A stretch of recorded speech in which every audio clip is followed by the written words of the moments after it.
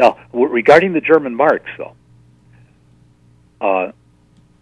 what you're not told is that the German central bank was totally private, was not a government central bank. And there was no government ownership and no government control over it. And furthermore, the hyperinflation began in the month that any influence from the German government was removed from the central bank at the insistence of the Allies. They wanted a more free market situation in Germany after World War I. And that's when the hyperinflation began. Time and time again, you find this problem. Even with the French assignats, again, we find British counterfeiting was a factor. And the reason we know that is that the Brit counterfeiters sued each other over the profits in London courts afterward. Yeah.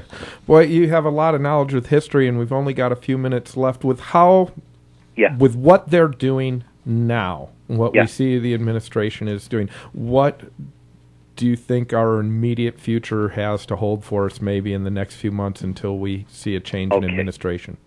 David, I have to suggest to people that they get a hold of my book, The Lost Science of Money, and either through our website at monetary.org, where it's at a discount there from what you could get it at certain bookstores, or get it through interlibrary loan. It's in the library system. They can get it for free through the interlibrary loan. Read that and understand. Because what you see happening now, to get to your question, what you see happening now is that none of the solutions are being taken up seriously. All they're doing is bailing out the miscreants, the people who caused the trouble. The snakes. The snakes. Nothing is removing the snake from the house. Our strategy is simple. Minimum reforms necessary to get time on the side of justice. Because once you got time on the side of justice, improvement continues in a more relaxed atmosphere. And the reason we go for the minimum has to do with we understand we don't have that much power. But if we can get time on the side of justice, we win. And that to get time on the side of justice, you got to get the snake out of the house. It seems really hard to do. When we listen to our listeners, so many people have been shoved this free market will solve everything down their throats since Reagan came into office, that actually even getting the concept that money... You sound like from us, we always have the argument that money and wealth basically comes from the ground up. It comes from the labor up. You have to earn something to actually start to get it. And we're constantly in an argument with people saying it comes from the top down. Well, it's being handed out from the top down, but what's being handed out is the wealth that the people created. Exactly. And it's unfair. And so if you get back to morality, always,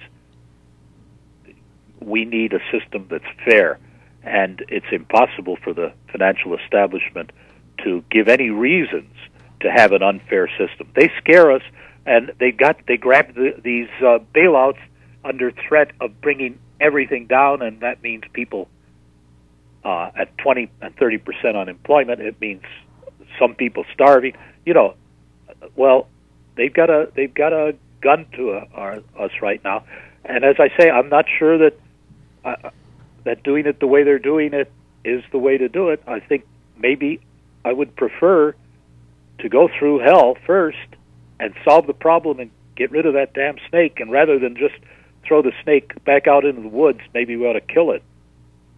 Yes. Yeah, kill the snake instead of throwing it out in the woods so it can come back and kill you later. I always, and it's we only have a minute or so left, and we haven't talked about how war fits into all of this, and the military Keynesian thing that went on. And I keep going back to the feudal kind of image or metaphor when, we're all the serfs out here and we're raising the wheat and we're having cattle and milk, and then we have to give some of it to the feudal lord, right? So that when a marauder comes, we all run inside the castle, right? And then he takes care of us.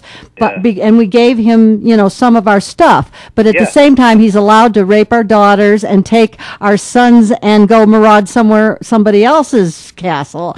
And what we should do, and one of the only reasons why we think we need the Lord besides protection is, he has a market inside and we trade goods, but we don't really need him, do we?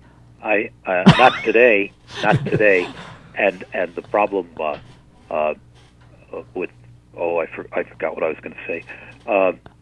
Yeah, you're absolutely right. Right, but if we had a common good bank, or we put all of our wheat and our things together, and then we started circulating money or piece whatever around, like we did in the colonies, then we don't need him, and we don't. And we don't have to be afraid of marauders, because if everybody else was doing that. And by the way, Dee, even the serfs could not be thrown off their land. Wow. That was really profound. Well, we've wrapped it up here. Will you come back again and be one of our resident economists? Just let me know. I'd love to. Happy to do that. It's great. And meanwhile, everybody write to everybody and nominate Stephen Zarlenga for the next Treasury Secretary. And go out and get whether he likes it or not. Yes, and go out and get his book, The Lost Science of Money. You can find that at monetary.org and order it right from them and save the interest that the bookstore has to pay.